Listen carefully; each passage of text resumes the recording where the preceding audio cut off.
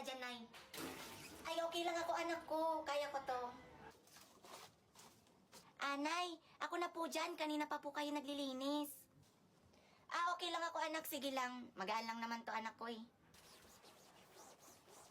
Nay, ako na po dyan. Pahinga na po kayo. Sige lang, anak. Okay lang ako. Gawin mo lang yung assignment mo.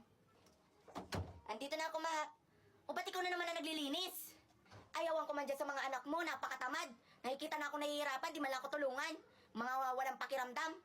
Tay, sabi po namin ng kuya ko, kami na maglilinis. Wala na talagang masahan sa inyong dalawa. Ha?